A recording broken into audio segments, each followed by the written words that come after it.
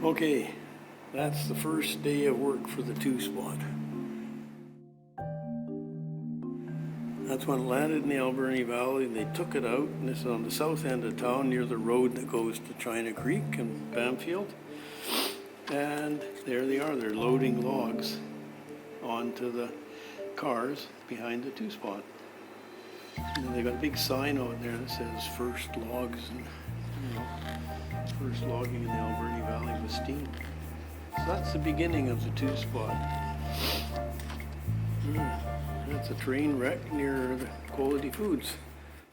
It was used and it was worked hard at different logging camps around the Alberni Valley.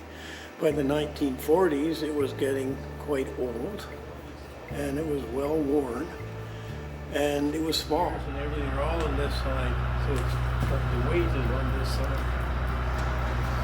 My name is David Hooper, and I was for several years a conductor on the steam train from Port Alberni out to the McLean Mill.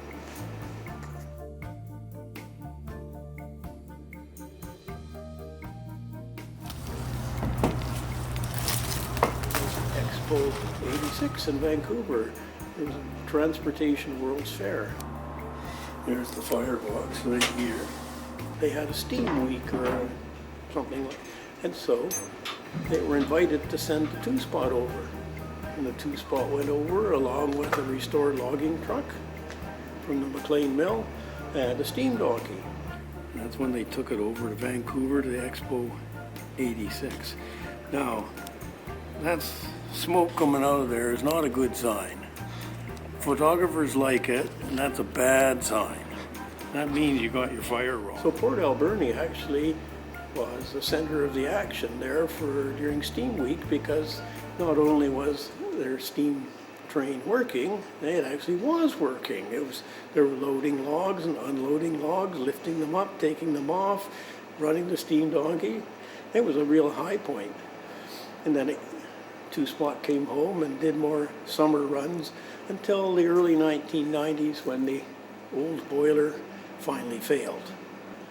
That was the last time that the two-spot was operating on the tracks, because that was when the McLean Mill project was coming up with a steam tourist train as part of the package. And there was one pot of money, and there was quite a lot of discussing back and forth of whether the money should go to the restoration of the two-spot or to the number 7.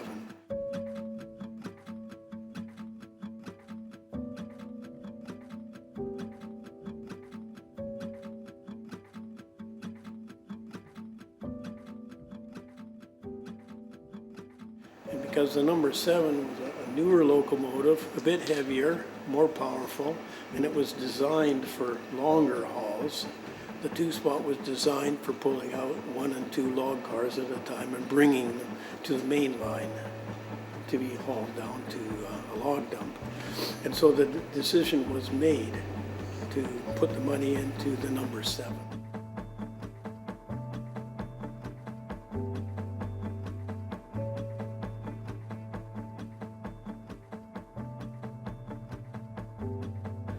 Put some heavy grease in here.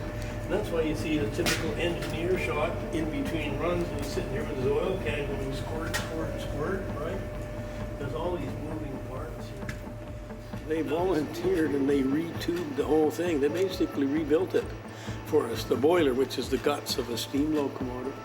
And they did it for the city for free, basically. Because those guys did probably $250,000 worth of work free. You know, the 1 year shut down, couldn't run anyways, and then the COVID, so we fired it up because the boiler inspector came and said, hey, show me it works. Test it out, and so it's been run, but it hasn't been taken out on the road.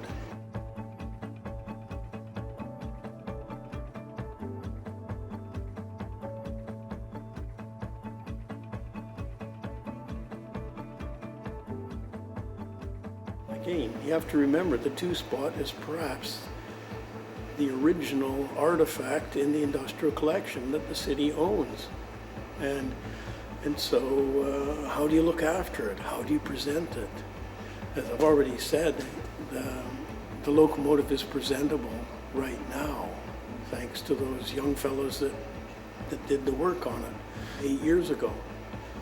There's also going to be a cost involved. If you put a roof over it, the city has expertise in doing shelters like that if you go down to Canal Beach.